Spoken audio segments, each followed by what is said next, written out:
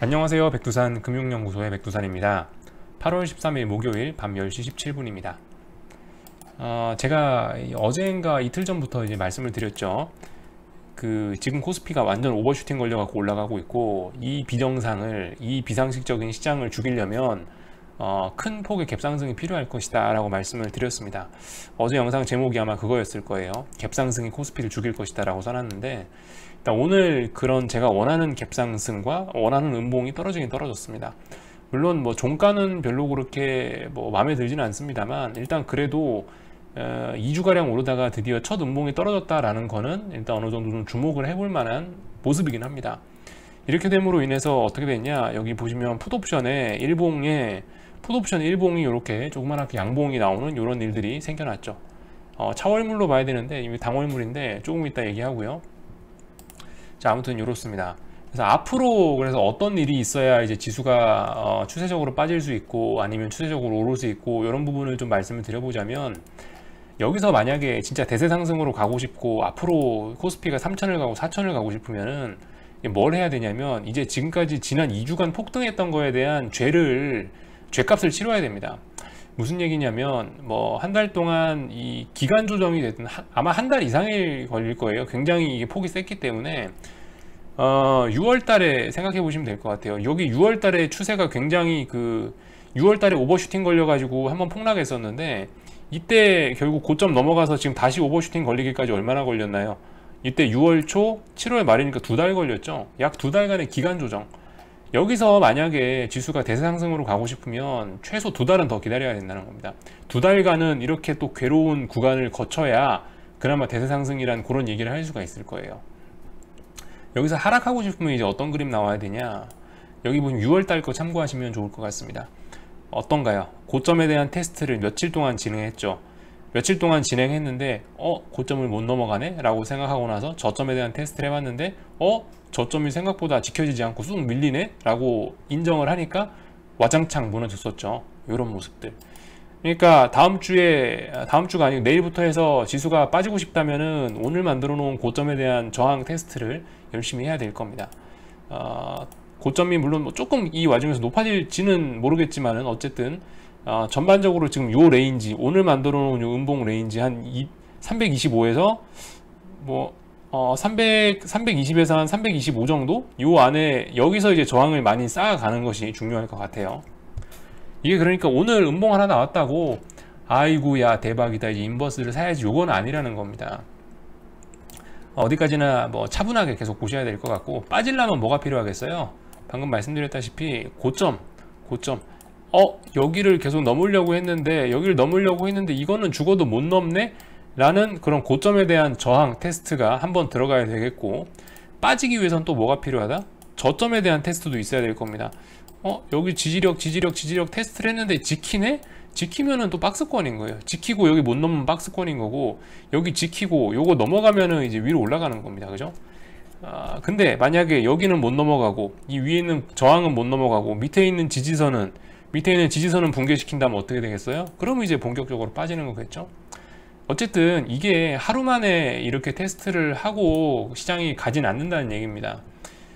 제가 지금까지 본 바로는 최소 2거래일, 많게는 뭐 5거래일 이상까지도 이렇게 방금 보여드렸던 요런 모양, 6월 만기 때 보여드렸던 요런 모양을 그리면서 저점과 고점에 대한 테스트를 하고, 그리고 나서 하방 세력이 강력하면 이렇게 빠지는 그림이 나타난다 라는 거죠.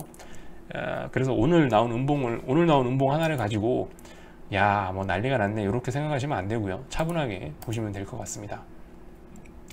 오늘 어쨌든 만기일이라 그런지 정말 장 막판에 재밌었죠. 장 막판에 폭락했다가 다시 들어 올리고, 아마 아파트 수십 채가 왔다 갔다 했을 겁니다. 아마 가슴들 철렁철렁 하셨을 거예요. 오늘 진짜 오늘 시세가 정말 신기했어 가지고 이 영상에 찍어 놓으려고 제가 이거 보여드리는 건데, 오늘 풋옵션 322 당월물 같은 경우는 보시면은 0.09 뭐 이랬다가 3.0까지 찍었어요. 몇 분 만에? 30분 만에. 엄청났습니다. 뭐 한 몇십 배의 수익이 난 거죠. 몇십 배. 그리고 오늘 같은 시간 반대쪽에 콜옵션은 여기 뭐 2.0, 3.0이었던 놈이 결국 뭐 0까지 가고 깡통 돼갖고 마감된 것도 있고, 어쨌든 정말 무서운 시장입니다. 그래서 지금 중요한 거는 어쨌든 이게 당월물이 아니고 이제 앞으로 남은 게 차월물인데, 일단 콜옵션에서 좀 거부할 수 없어 보이는 위치, 이 중요한 위치에서 일단 거부할 수 없어 보이는 어떤 큰 음봉과 윗꼬리 아랫꼬리가 일단 길게 달렸습니다. 오늘 나온 저점, 오늘 나온 고점, 어쨌든 이 자리를 이제 앞으로 다음 주, 내일, 다음 주 이렇게 테스트를 해야 된다는 이런 얘기입니다. 콜옵션을 봐도 그렇고 풋옵션을 봐도 그렇고, 풋옵션을 보면은 일단 오늘 이렇게 양봉 하나 조그만하게 뽑아냈으니까 이 자리에서 지지력, 요 몸통과 꼬리 부분, 여기서 얼마나 지지력이 생기는 것인지 이제 그런 부분을 테스트해서 풋옵션에서 양봉이 쭈루시 나오면서 상승하면은 이제 풋이 살아나는 그런 그림이 나오겠죠.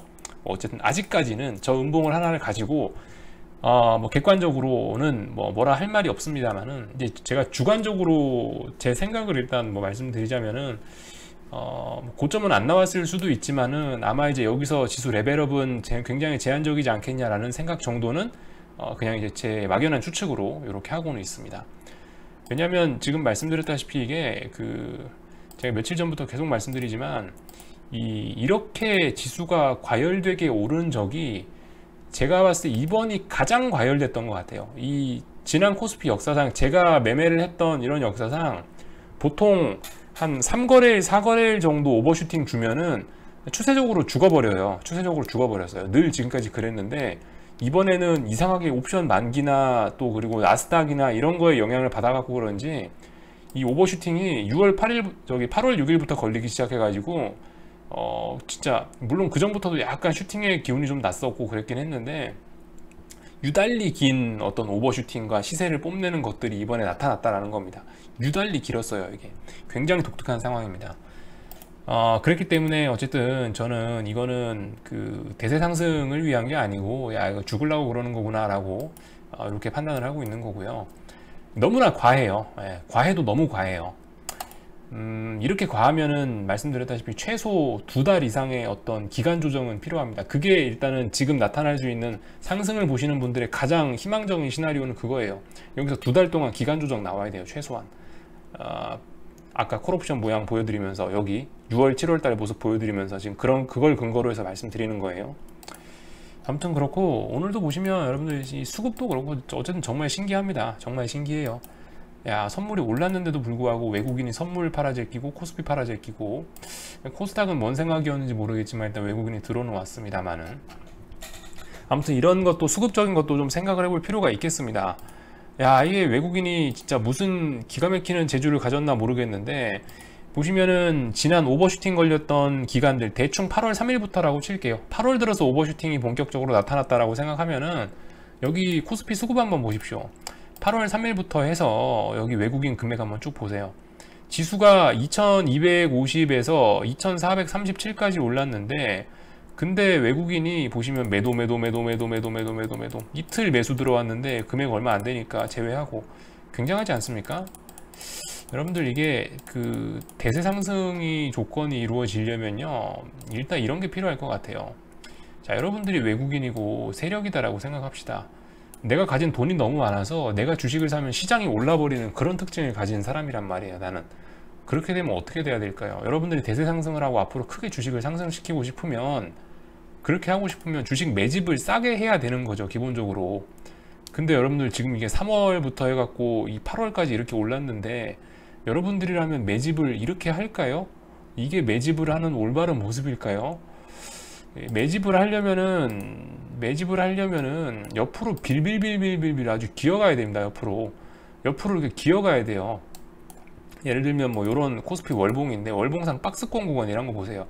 이 몇 년을 모으니까 이제 한 번 시세 주잖아요. 그죠? 몇 년을 모아가니까 한 번 시세 주는 거예요. 그리고 수급상으로도 뭐 그렇고, 지금 보시면 최근 5개월 동안 올라오면서 외국인 현물 거의 25조 가까이 매도하고 있는데, 이게 무슨 어떤 대세 상승의 시작이냐라는 거죠. 좀 싸하다라는 겁니다. 이래저래. 그렇다고 해서 그래요. 이런 구간도 볼 수 있습니다. 금융위기 때 같은 거. 여기 보시면 밑에서 지금 아래 꼬리 날린 구간이 하나, 둘, 셋, 넷, 다섯, 여섯, 6개월 가까이 있죠. 6개월 동안 여기 매집한 거예요. 6개월 동안 어느 정도 박스권 그리면서, 그죠? 6개월 동안 여기 박스권, 선물 130에서 한 150 요 사이에 박스권 그리면서 여기서 외국인들 들어와서 다 모으니까 이 시세가 터진 거예요. 이런 식으로 만약에 여러분들이 세력이라고 생각한다면은 나 주식을 정말 많이 사야 되는데 어떻게 사겠습니까? 이렇게 폭등시키면서 사는 거는 이거는 매집이라고 보기는 조금 어렵지 않을까라는 생각이고요. 시세를 끝낼 때를 또 잘 보셔야 됩니다. 이런 폭등들이 언제 나오냐? 시세 끝낼 때 폭등들이 많이 일어난다. 이런 장대 양봉들이 어디서 나오냐? 시세가 끝날 때 장대 양봉들이 많이 나오는 법이다라는 것도 한번 좀 생각을 해보셔야 되겠죠. 2011년 봄이라든가 이런 때, 아니면 2007년 겨울이라든가 이런 때들을 좀 잘 생각해 보시면은 지금 상황이 어떤 것인가 판단을 해볼 수 있을 것 같아요. 판단은 어쨌든 여러분들이 직접 한번 해보시면 될 것 같고요. 그래서 한국장에 관련된 이야기들을 조금 해봤습니다. 한국장 관련된 이야기를 좀 했고, 중국장 어떻게 됐나 잠깐 그림만 좀 보고 넘어갈까요? 중국은 일단 오늘 더 오르지는 못하더라고요. 일단 A50은 현재 1% 정도 빠지고 있고, 보시면은 일단 좀 저항이 좀 있긴 있는 모양입니다. 그죠? 확실히 상승 탄력이 확실히 죽고 있다. 여기서 한 4거래일 5거래일 정도 시세 빡시게 주고 나서 A50 어쨌든 좀 기간적으로 지금 조금씩 늘어지고 있긴 한데, 어쨌든 이렇게 더 이상 추가적인 상승은 좀 제한적인 모습이 나오고 있다라는 거 체크는 할 수 있겠고, 오늘 뭐 상해라든가 선전이라든가 일단 오늘 이렇게 하락 마감은 아니네요. 어쨌든 이렇게 음봉을 쭈루시 뽑아내고 있다는 게 일단 별로 이렇게 좋은 모습은 아니겠죠. 이렇게 음봉 쭈루시 만든다는 것도 지금 2거래일 동안 여기 저항을 못 넘는다는 이런 의미로 해석하셔야 됩니다. 이것도 어쨌든 별로 좋은 모습은 아니다.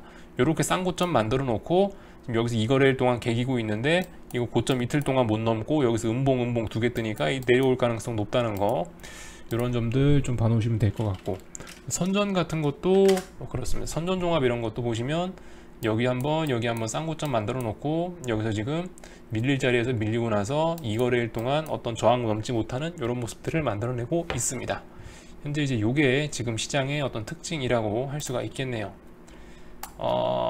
달러 잘 보셔야 됩니다. 그죠? 달러의 흐름들 어쨌든 한 번씩 체크만 하시고요. 요렇게 현재 박스권 구간 안에 갇혀 있다라는 거, 이게 이제 어떻게 되느냐에 따라서 얘의 방향성이 나오면은 시장은 본격적으로 아마 어떤 큰 움직임을 만들어낼 겁니다. 어쨌든 아직까지는 이 박스권 안에 있다라는 겁니다. 그러니까 이런 게 박스권 안에 있다라는 것 자체가 벌써 그건 거예요. 아직까지 어떤 주식시장이나 금융시장이 어떤 큰 변동성을 주기에는 아직 준비가 덜 돼 있다, 이런 의미로 좀 해석을 하시면 될 것 같습니다. 준비가 다 되면 얘도 어딘가 박스권을 뚫고 나갈 준비를 하겠죠. 위든 아래든. 전 개인적으로 위쪽으로 보고 있습니다만은, 아무튼 자, 그런 그림들이 나오고 있고, 오늘 밤 이제 어쨌든 중요한 이벤트는 다음 주 옵션 만기주죠. 무슨 옵션 만기냐? 다음 주에 이제 미국 옵션 만기가 있게 됩니다. 그리고 그죠, 다음 주 옵션 미국 옵션 만기 주를 좀 잘 보시면 될 것 같아요. 나스닥 같은 경우는 일단은 보시면 여기는 추세선, 이거 오늘 넘어가는지 안 넘어가는지 잘 보시고, 머리 위에 저항이 있는 겁니다. 지금 삼각 쐐기형, 상승 쐐기형 이렇게 나와 있는 거고, 추세선 요거 가운데 있는 추세선 요거 잘 보시면서 오늘 여기 있는 저항 넘어가나 못 넘어가나 이런 거 체크하시면 될 것 같고요. 어쨌든 오늘은 S&P보다 나스닥이 더 강하네요. 오늘은 어떤 흐름인지 잘 모르겠습니다만, 일단 S&P도 지금 상승 쐐기형에서 위쪽에 저항선 맞고 저항을 좀 느끼긴 하는 모양입니다. 근데 일단 제 개인적인 생각으로는 코스피만 생각을 하면 코스피가 죽기 위해서는 한 번 더 갭상승하는 게 좋을 것 같긴 합니다. 여기서 살짝 갭상승해서 오늘의 시초가 부근에서 다시 한번 갭상승해서 음봉으로 쭉 밀려주면 코스피는 아마 밀리는 그림 나올 수 있을 거라고 생각하고요. 그런 의미에서 미국은 살짝 상승 마감해 주는 게 어쩌면 한국의 하락에는 더 도움이 될지도 모르겠다라는 생각은 하고 있습니다. 아무튼 뭐 메이저 세력들이 그림 그리기 나름이라 어떻게 될지는 잘 모르는 거고, 글쎄요.